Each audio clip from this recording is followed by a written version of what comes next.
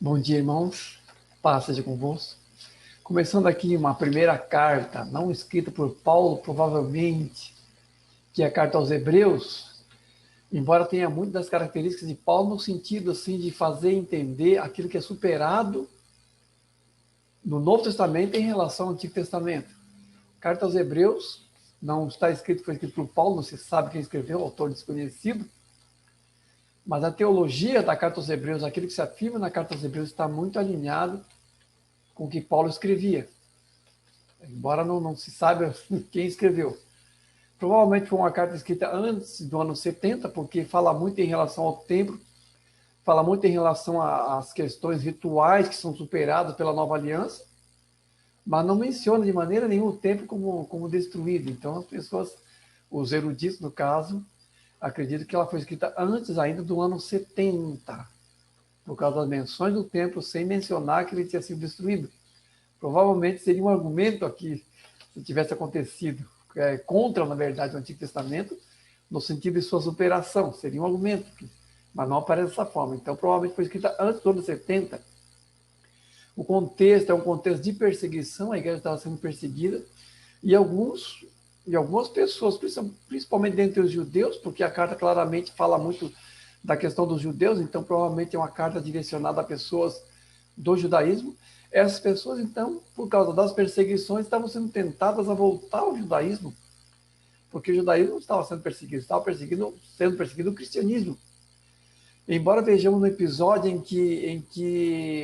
que o Priscila e Áquila são expulsos de Roma, há uma certa confusão ali, porque Cláudio expulsa os judeus de Roma, e aí nós temos lá o historiador Suetônios, que diz que era por causa de confusões instigadas por um tal de Cresto, que as pessoas acreditam que seja Cristo.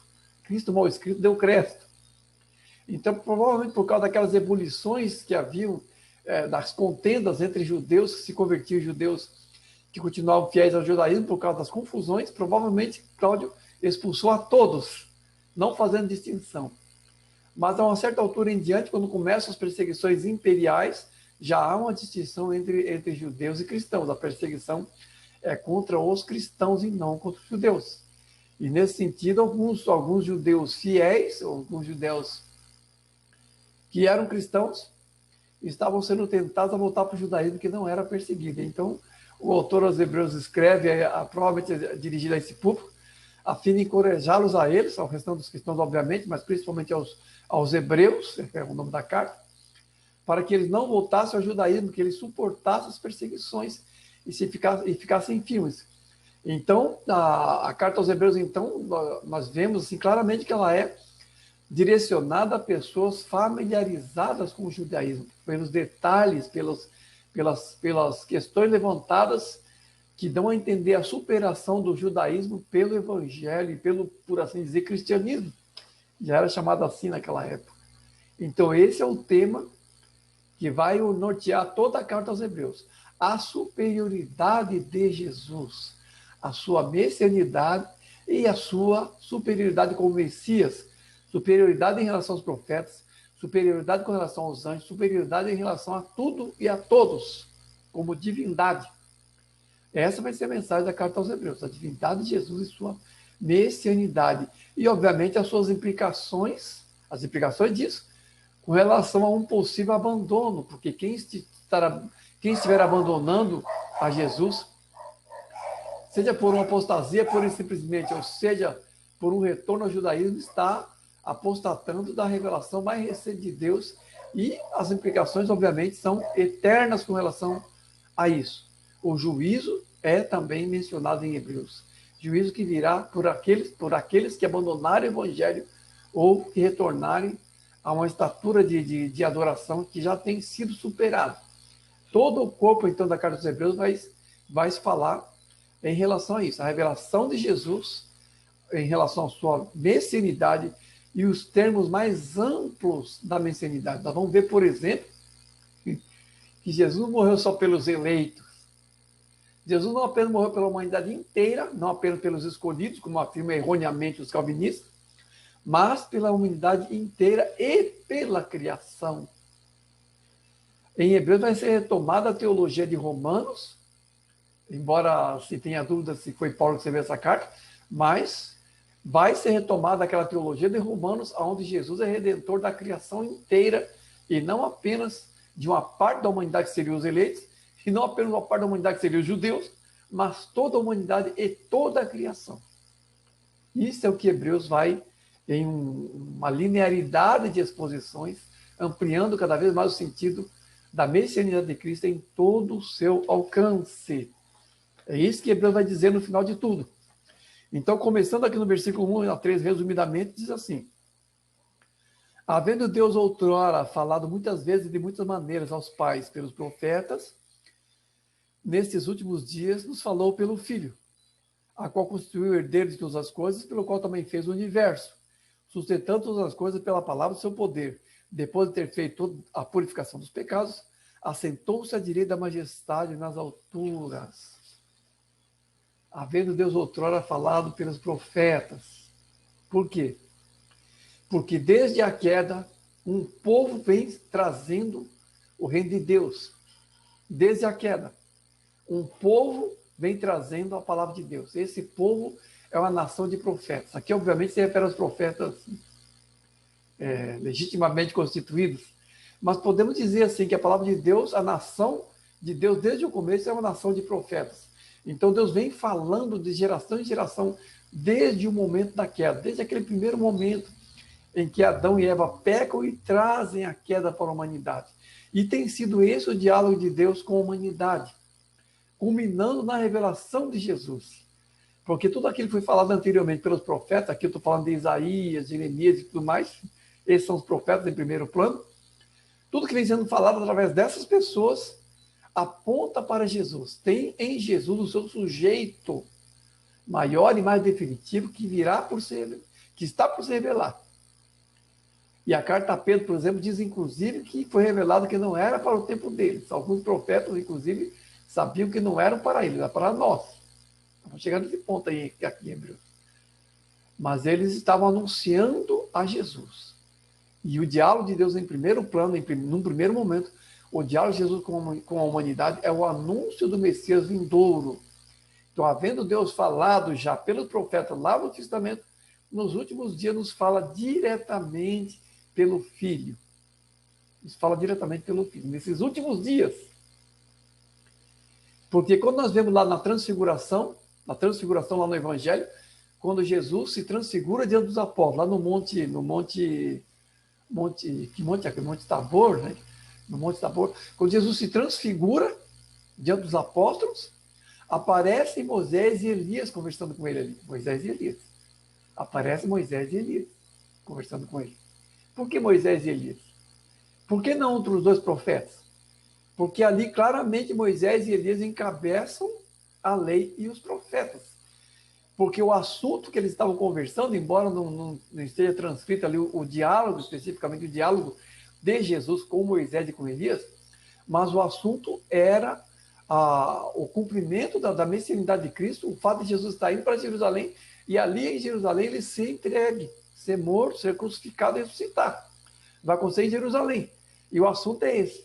Por que o assunto é esse? Porque Jesus, indo para Jerusalém, morrendo pelos pecados, sendo crucificado e resgatando a humanidade, cumpre em si mesmo a lei e os profetas. Ou tudo aquilo que era anunciado pela lei e pelos profetas. E Jesus é o cumprimento de tudo aquilo. E é disso que ele está conversando com Moisés e Elias na cena da transfiguração. Então, os últimos dias aqui são os dias em que Jesus se revela e redime a humanidade. E a partir daí, começa a se falar com a humanidade através de Jesus e principalmente nos desdobramentos da obra de Cristo. Isso nós temos que entender claramente, ponto a ponto, em relação ao que está dito aqui. Nesse sentido. Lá nos evangelhos, quando Jesus já tem ressuscitado, já tem morrido, já tem ressuscitado, há dois viajantes que estão no caminho de Emaús, duas pessoas conversando ali. O próprio Jesus aparece, começa a conversar com eles, eles não reconhecem a Jesus. E começa a falar, olha, o que estão conversando? Jesus se faz assim desentendido. O que estão conversando aí? Vocês estão tristes, o que aconteceu? Jesus se faz desentendido. E aí eles começam a falar, poxa, mas você está em Jerusalém, é o único que não sabe. Ah, o que aconteceu? Mas Jesus insiste. Isso, obviamente, assim, extraindo deles mesmo a história para só depois se revelar, claramente. Aí eles contam, o Jesus Nazareno, ele veio, a gente achava que ele era o Messias, um certo desgosto, um certo desalento. E hoje é o terceiro dia, parece que assim eles tinham ouvido que Jesus estava no terceiro dia, tinha uma leve esperança, já é o terceiro dia, menciona o terceiro dia. Porque Jesus já tinha falado para os apóstolos várias vezes que depois de 3 dias ele ia ressuscitar, no terceiro dia ele ia ressuscitar. Então, provavelmente as narrativas sobre o curso de Jesus, a messianidade de Cristo, incluía os 3 dias. E já estava no terceiro dia. Aí Jesus fala para eles, tardios e nécios, para entender tudo que foi falado pela lei e pelos profetas. Não convinha que o Filho do Homem sofresse para só depois entrar na glória. Essa parte todinha do sofrimento de Jesus do Messias, no caso, né? Tinha sido completamente negligenciado pelas interpretações rabínicas do Messias da sua obra. O tipo de Messias que os judeus esperam até hoje não é esse Messias sofredor, não é esse Messias que morreria pelo seu povo, como está escrito em Isaías 53 e em vários salmos. Não era esse Messias sofredor. Estão esperando até hoje aquele Messias. Hoje se fala até de uma pessoa que é o Messias, falso profeta, um falso Messias. O que vier agora, depois de Jesus, é todo falso Messias, o anticristo e falso Messias. Os judeus esperam até hoje por ele, nesse sentido. Mas os viajantes de Emaús não entendem. E Jesus até os repreende. Por que vocês não entenderam isso? E Jesus se revela aí, puxa, é ele. Aquela alegria, depois vão lá, conta para os apóstolos, nós vimos lá, apareceu para nós no caminho, aquela alegria. Então Jesus cumpriu a lei e os profetas, e agora é ele, Jesus, que fala com a humanidade. A partir de Jesus, quais são os termos disso? Do diálogo de Jesus atual com a humanidade. Porque algumas pessoas erroneamente falam assim, não tem profecia mais, não tem profeta. Por quê? Porque os profetas passaram. Não se trata disso. Quando aconteceu o Pentecostes, houve o clímax de tudo aquilo que foi realizado pela obra de redenção. O Pentecostes é o que no calendário profético? A festa da colheita. Lá no Testamento era a festa da colheita. E havia várias festas anteriores. Por que tinha primeiro a Páscoa e depois o Pentecostes? Porque a Páscoa era o quê? O cordeiro pascal era sacrificado e depois lá na frente era o Pentecostes. Isso apontava para quê? Para o sacrifício de Cristo e para a colheita do sacrifício de Cristo, que é o Pentecoste. O Pentecoste é a colheita de tudo aquilo que foi realizado na cruz pelo Cordeiro Pascal. A realização plena da messianidade de Cristo, que era prefigurado nessa ordem lá nas festas judaicas. Meu Deus, como é difícil entender isso, as pessoas. Meu Deus. Tem gente até hoje fazendo festa judaica com os judeus ainda. Não parece que não entendeu que já aconteceu isso. Que aquilo que profeticamente era ensejado pelas festas judaicas já se realizou em Jesus. E tem gente até hoje indo lá para Israel e fazendo festa de tabernáculo, fazendo aquelas coisas com os judeus. Meu Deus, já aconteceu isso. Não tem sentido mais isso. Já se cumpriu isso. Então o Pentecostes é a plenitude disso. Quando João Batista começa a anunciar Jesus, o que João Batista fala? Eu vos batizo com água, mas ele vos batizará com o Espírito Santo e com fogo. Quando acontece o cumprimento dessa promessa? No Pentecostes. Então, irmãos, parem com essa estreiteza de achar que Pentecostes, língua, batiam com o Espírito, é coisa de pentecostal, neopentecostal. Parem com essa estreiteza e entendam o Pentecostes dentro do calendário profético, dentro das relações mais plenas e mais abrangentes do reino de Deus, que se revela e que se desdobra pelos méritos da cruz, através da vinda do Espírito Santo. E daquilo que o Espírito Santo faz daí para frente. Porque o diálogo de Jesus com o mundo hoje em dia é pelo seu corpo, que é a igreja. Jesus continua falando através de quem? Através da igreja. Intermediado por quem? Intermediado pelo Espírito de Deus e por sua obra. Quem nos regenera, quem nos batiza, quem nos enche, quem nos dá dons espirituais, quem nos constitui como ministro da palavra, o Espírito. É a unção do Espírito. Passa pelo Pentecostes, passa pelos dons espirituais. Obviamente entendido nessa abrangência maior das realizações da cruz, que tem na vida do Espírito, na sua obra, a sua plenitude. Pelo amor de Deus, entendam isso. Pelo amor de Deus. É o cumprimento da profecia de Ezequiel. Tem gente que até hoje acha que o terceiro templo vai ser erguido, porque Ezequiel falou. Meu Deus do céu, Ezequiel falou da igreja, Ezequiel falou do Espírito. Tirarei o coração de carne, darei o coração de pedra, o vale dos ossos secos. Não está falando de Israel, está falando da obra da cruz e dos efeitos da obra da cruz na vinda do Espírito, que faz uma obra completa de regeneração, de renovação, tirando o coração de carne, tirando o coração de pedra, dando o coração de carne, fazendo-nos mergulhar na água viva. Aquele que vir a mim, do seu interior fluirão rios de água viva. É disso que Ezequiel está falando. E isso é encabeçado pelo Pentecostes, não no sentido de um fenômeno meramente eclesiológico, como é reduzido estupidamente hoje em dia, mas naquilo que é o calendário das ações maiores e mais definidoras do Espírito de Deus na face do mundo. Isso é o Pentecostes, é um valor permanente no reino de Deus. Não é uma coisa estanque, não é uma coisa que designa apenas igrejas que falam em língua, igreja que não falam em língua, igreja que tem RTT, igreja que não tem RTT. Esqueça essa bobagem toda. E quando orarem pelo Espírito, quando orarem pelo batismo do Espírito, quando orarem pelos dons espirituais, orem no âmbito das coisas já realizadas pela obra da cruz e que foi possibilitado pelo Senhor. Porque Pentecostes não é algo estanque. O Pentecostes faz acontecer sempre, porque é um jorrar constante, é disso que se trata. Pentecostes é o jorrar do Espírito, que pode acontecer em ondas, 1, 2, 3, 10, 500 vezes. Não acontece uma vez só e pronto. Encheios do Espírito. Encheios do Espírito. É uma coisa constante, não é algo estanque. Então, por favor, revejam o conceito de Pentecostes. Revejam. Não é nada dessa estreiteza toda que se fala hoje em dia.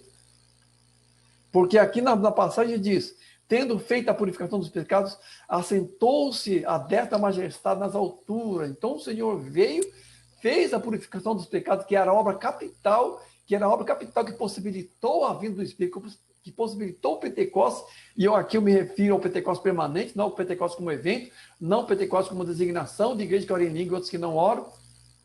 Esse Pentecostes permanente, Jesus fez, primeiramente havendo feito a purificação dos pecados. Porque agora está centrado à destra da majestade nas alturas, e em seu nome, através do Espírito, ele fala, capacitando a igreja, concedendo dons e ministérios, e falando através do seu corpo, que é a igreja, estando o Espírito imbuído em todo esse processo, como continuador, como concretizador de tudo. Então não há esse corte assim, entre Jesus e o Espírito, tudo é uma coisa só, de certa forma, realiza-se de uma maneira só. E aqui, quando Jesus faz a purificação dos pecados, o contraste aqui era em todo aquele cerimonialismo que havia no Antigo Testamento em relação aos pecados, ao qual Jesus, tendo morrido na cruz, quitou aquilo tudo. Então, no primeiro momento é isso, a obra capital é a purificação dos pecados. Mas depois, como efeito dessa redenção, vem o Espírito. Vem o Espírito. Então, nesses últimos dias, o Senhor tem falado, através da igreja, pela ação do Espírito, principalmente. Então, não vamos separar essas coisas. E ele se torna superior por suas obras e por sua identidade, por aquilo que Jesus fez e por aquilo que ele é. Porque ele se assenta à divindade, de certa forma, recobrando plenamente aquilo que já era seu desde o princípio, como divindade. Se por um momento ele andou aqui como homem, e nesse sentido ele era inferior aos anjos, nós vamos ver depois, o fato é que atualmente ele está reinando à destra do Todo-Poderoso, como divindade junto com o Senhor, com o Pai, apenas aguardando que todos os seus inimigos sejam colocados como escabelo dos seus pés, reinando, não vai reinar lá no milênio, está reinando agora já. Tá? Aí depois diz assim, tendo se tornado tão superior, aí continua o mesmo raciocínio, não é que ele fala uma outra coisa diferente, continuando nessa mesma linha, tendo se tornado tão superior aos anjos, quanto herdou mais excelente nome do que eles. Pois a qual dos anjos disse jamais, tu és meu filho e hoje eu te gerei. E novamente, ao introduzir por evangelho no mundo, diz, e todos os anjos de Deus o adorem. Ainda, no princípio, Senhor, lançaste o fundamento da terra, e os céus são obra de tuas mãos. Eles perecerão, tu, porém, permaneces, e os teus anos jamais terão fim. Meu Deus, meu Deus. Tendo se tornado superior aos anjos, quanto herdou mais excelente nome do que eles. O período da encarnação de Jesus, como eu disse, foi um período de humilhação realmente. Mas a hierarquia permanece intacta. Quem é Jesus? Jesus é o Senhor de tudo. Embora estivesse aqui como humano, né, como humanidade, mas todas as coisas ainda estão sujeitas a ele. A sua identidade como divindade não é assim, como é que eu vou dizer, não é superada.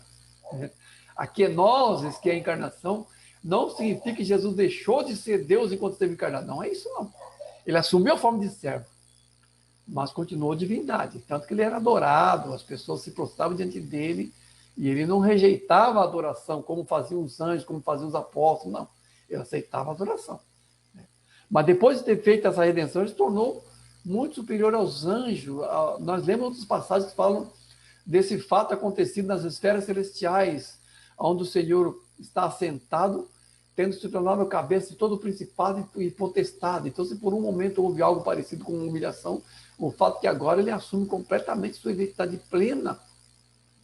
Aqui a passagem diz, ao introduzir o primogênito no mundo, diz, e todos os anjos de Deus o adorem. E todos os anjos de Deus o adorem. Meu Deus, adoração dos anjos. Os anjos adoram a ele. Somente a divindade pode ser adorada pelos anjos. Tem algum testemunho de Jeová me ouvindo aí? Somente a divindade pode ser adorada pelos anjos. Não existe uma criatura que possa ser adorada pelos anjos que não seja a divindade. Não existe uma pessoa que possa ser adorada por homens e anjos que não seja a divindade. Jesus é adorado por homens e anjos. E isso ao introduzir o primogênito no mundo. Ou seja, no período de sua encarnação, os anjos o servem como o seu Senhor. As pessoas que são curadas se prostram diante do seu Deus. Crês tu no Filho de Deus? Creio, Senhor. E aí o cego que foi curado por Jesus se prostrou e adorou o Senhor. Se prostrou ao Senhor. Então, ao introduzir o primogênito no mundo, ele continua sendo quem ele é. O Deus eterno. Continua sendo. Não deixou de ser Deus, não. Pode ter assumido a forma de ser, mas não deixou a divindade. Então, aqui quando fala assim, os anjos de Deus o adoram. Ainda, no princípio, o Senhor lançasse o fundamento da terra e os céus são obra de tuas mãos. Está falando claramente da divindade de Jesus aqui. Está falando claramente da divindade de Jesus aqui. É de Jesus está falando aqui. Não está fazendo aqui um parênteses aqui, falando do Pai enquanto fala de Jesus. Não, é o tempo todo falando de Jesus aqui. Jesus é o sujeito de todas essas passagens. No princípio, o Senhor lançasse o fundamento. É Jesus aqui. É Jesus. No princípio, Senhor, é Jesus. A identidade espiritual de Jesus. Eu acho uma pena algumas coisas que se falam no meio da igreja, hoje em dia, no meio dos irmãos, que traz um equívoco muito grande. Por exemplo, assim, o tal do Concílio de Nicéia, Constantino. Então, as pessoas que defendem demais assim, uma anti-eclesiologia, enfatizam demais, realmente o templo não é uma coisa do Novo Testamento, é correta essa ideia. Mas enfatizam tanto isso que acabam denigrindo coisas que eram boas. Por exemplo, assim, os pais da igreja do segundo século, pessoas como Ambrósio, Justino, Atanásio, eles defenderam as doutrinas capitais que sustentamos até hoje. Então, o Concílio de Nicéia foi um concílio que aconteceu em 325, porque havia um bispo chamado Ário que começou a negar a divindade de Jesus.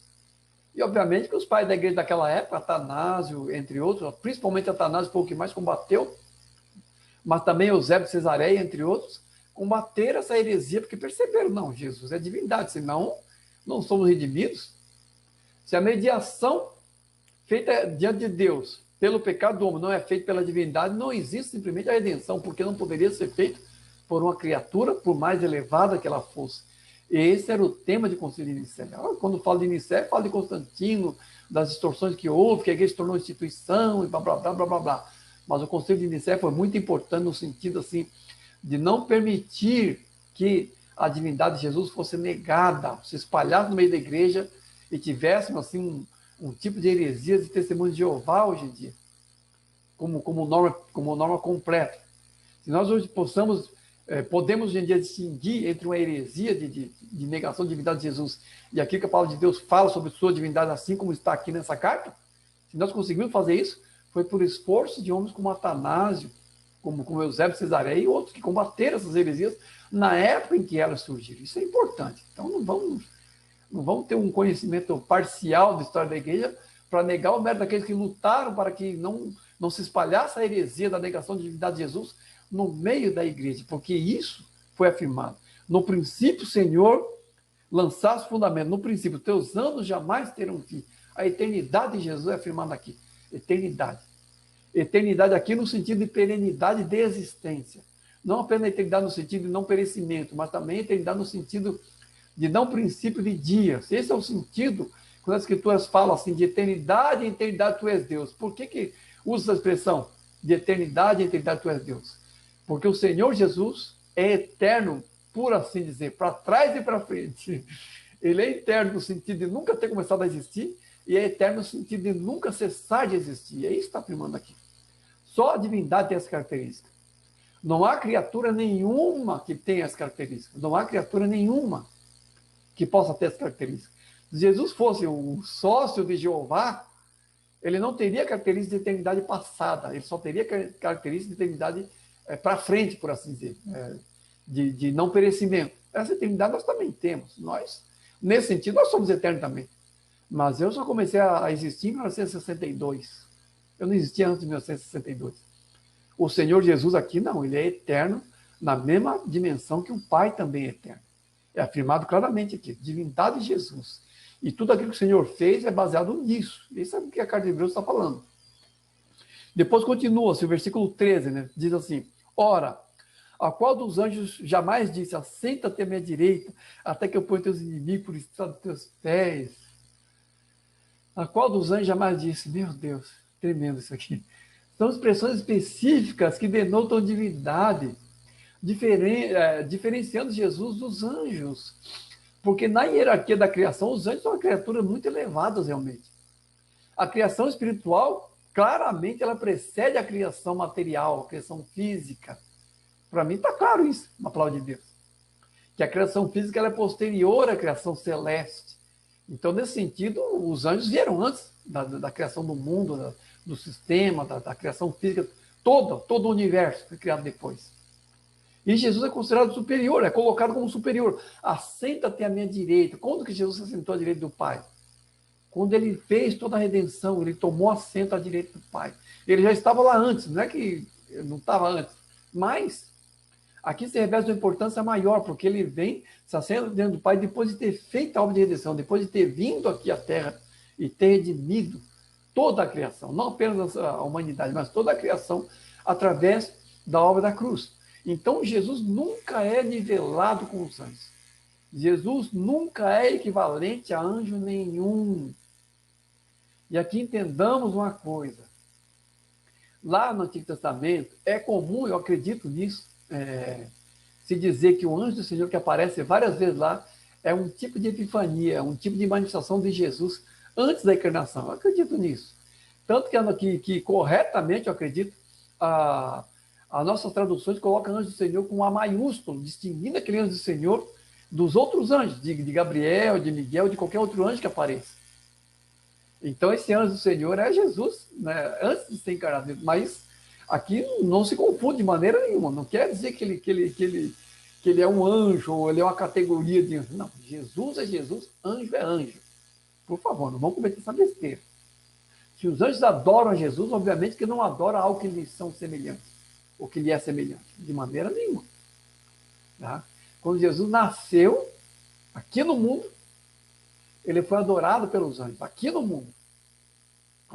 Naquela cena lá dos pastores, quando vem uma miríade de anjos e falam, glória a Deus nas alturas e paz na terra, né, aos homens de boa vontade, tem a tradução que diz assim, aos homens daquele que é bem. Mas é a adoração de anjos, miríade de anjos adorando ao Senhor. A adoração ali do Senhor não foi feita só pelos magos ou pelas pessoas que iam chegando ali, mas foi feita pelos anjos também. Os anjos de Deus adoraram a Jesus na sua encarnação, reconhecendo a sua divindade ali. O papel dos anjos no panorama geral da criação pós-queda, é difícil até dizer o que seria antes disso, não tendo revelação para isso. Mas é de servir os que vão herdar a salvação. Então o Senhor designou os anjos para servir a nós. Então, nosso serviço, embora assim sejam criaturas, eu diria, superiores, por causa da criação celeste, mas eles estão a nosso serviço. E qualquer nivelamento de Jesus com os anjos é uma heresia. Nós já falamos aqui do gnosticismo, por exemplo, que adora anjos na figura de guardiões, que contém senhas de elevação espiritual. Isso é uma heresia tremenda, adoração de anjos. Os mormons, por exemplo, acreditam que Moroni é um anjo que virou ser humano. Então, existe adoração de anjos, assim, existem heresias relacionadas a anjos nos mormons. Brigham Young, por exemplo, chegou a dizer que Miguel era Deus. Brigham Young, o segundo lá depois do Joseph Smith, foi uma sucessão de hereges lá. Os adventistas, por exemplo, chegaram a colocar uma certa, primeiro assim, uma certa paridade entre Miguel e Jesus, por causa daquela questão lá da disputa do corpo de Moisés. Meu Deus, né? Tudo que é baseado em livro apócrifo só pode vir maluquice mesmo. É baseado em livro apócrifo, coisa boa não vem daí. Infelizmente acontece isso. Então, uma certa afirmação de igualdade entre Miguel e Jesus, por algumas expressões que aparecem lá em Daniel, que Miguel é o príncipe do povo, né? O príncipe do povo de Israel, aparece lá em Daniel. E aí uma certa paridade. O máximo que se pode afirmar dali é o Miguel como uma figura de Jesus, talvez. Assim como o próprio Salomão, porque quando a Escritura diz, tu és meu filho, eu te direi, também diz, eu serei para ele pai, ele será para mim filho. Essa palavra, eu serei para ele pai, ele será para mim filho, foi dito num primeiro momento a Salomão. Mas o próprio Davi entendeu que se referia ao Messias ali. Ele entendeu. Claramente na oração de Davi, ele entendia que havia um nível maior e mais definitivo daquela palavra em relação a Jesus depois. Ao Messias, no caso, do ponto de vista dele. Mas essas palavras são pessoas que prefiguram Jesus, Salomão, o próprio Davi falando de sofrimento que aparentemente é dele mesmo, mas que depois se cumpre em Jesus. Então, tipos profetas de Jesus podem aparecer com relação a Miguel, com relação a Davi, com relação a várias pessoas. Há várias pessoas que são tipo de Jesus no Antigo Testamento. Algumas pessoas aparecem como tipo de Jesus, mas são tipos, não há paridade, não há igualdade de identidade, são tipos apenas. Então, dizer que Jesus, que Miguel é Jesus, ou dizer que é um título de Jesus, não, Jesus é o príncipe da paz, ele é o Deus eterno, tem vários títulos. Estrela da manhã, mas Miguel não é um título de Jesus, nem isso não é. Miguel é Miguel, Jesus é Jesus. Os papéis são bem distintos e os patamares são bem distintos também. Anjo é anjo, Jesus é Jesus. E aqui Hebreus está justamente dizendo que Jesus é superior aos anjos. Nesse primeiro ponto aqui, do versículo 1 ao 14, a carta aos Hebreus, os capítulos são curtos, alguns capítulos são meio curtos. Tem só 14 versículos. Mas aqui está dizendo justamente isso, que Jesus é superior aos anjos. Portanto, Jesus não é titulado por nenhum anjo, não é igual, nem parecido com anjo nenhum. Mas é muito superior por aquilo que ele é. E isso desde a sua encarnação. A nossa postura, portanto, diante do Senhor, é a mesma postura que deve ser aquela de Tomé, não precedido por uma incredulidade, mas contemplando as suas chagas, entendendo a sua salvação e prostrando-se diante dele e afirmando, meu Senhor e meu Deus, porque é isso que o Senhor é para nós, assim como é para os anjos. Amém? Deus abençoe, irmãos.